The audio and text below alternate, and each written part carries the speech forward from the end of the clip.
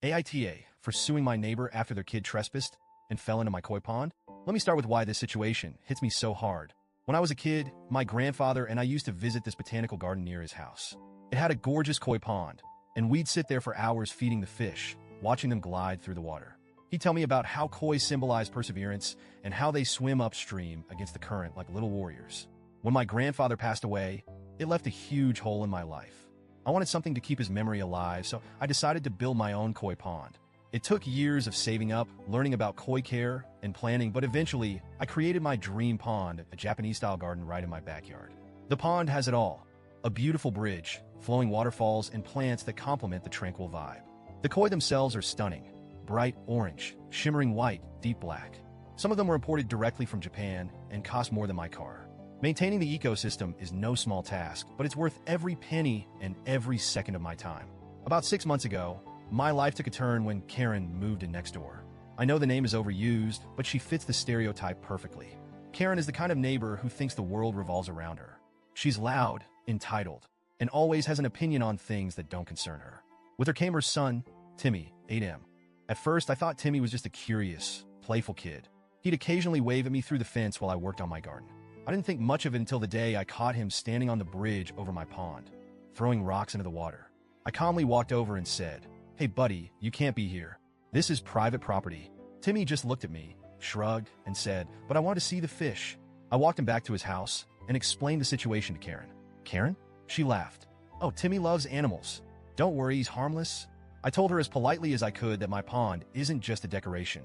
It's a delicate ecosystem that requires a lot of care. Karen brushed it off and said, "Boys will be boys." Over the next few months, this became a recurring issue. Timmy would climb over my fence, run around my yard, and try to interact with the pond.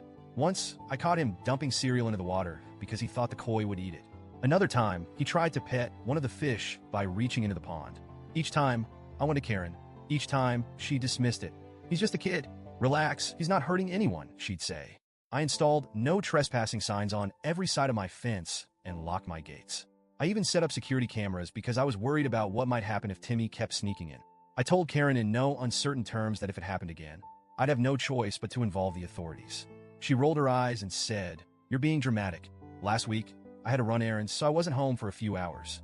While I was out, Timmy decided it was a great idea to climb my 6-foot fence again. According to Karen, he wanted to feed the fish.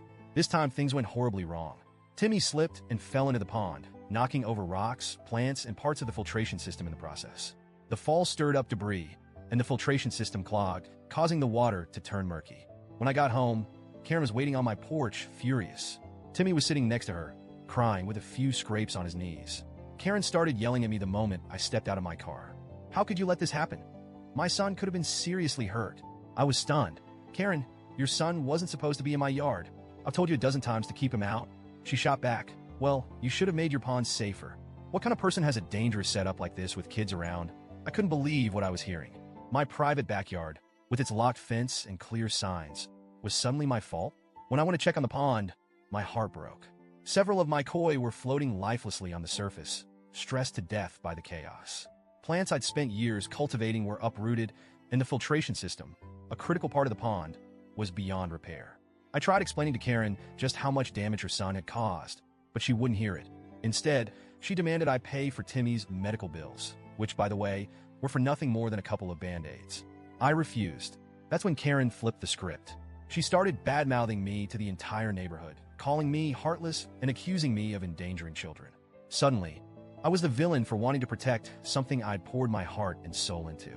After thinking it over, I decided enough was enough. I filed a lawsuit against Karen to cover the damages. Over $5,000 for the koi, the filtration system, and the restoration of the pond. Of course, Karen didn't take this well. She's been going around the neighborhood telling anyone who'll listen that I'm suing her because her son had an accident. She conveniently leaves out the part where Timmy trespassed multiple times despite repeated warnings. Some neighbors have sided with her, saying, "He's just a kid." Others agree that Karen needs to take responsibility. My friends are split too. Some think I'm being too harsh, while others believe this is the only way Karen will learn to parent her child. For me, this isn't just about the money. It's about principle. My koi pond isn't just a hobby. It's a deeply personal project that represents years of hard work and a connection to my late grandfather. To have it destroyed because someone didn't want to set boundaries for their kid, it feels like a punch in the gut. I didn't want to go down the legal route, but what else could I do? Karen refuses to take responsibility, and I can't let this slide. If I let her walk all over me now, what's to stop her from letting Timmy destroy someone else's property in the future? So, Reddit, AITA for suing my neighbor after her kid trespassed and ruined something so precious to me? Or should I have let it go because, as Karen loves to say, boys will be boys?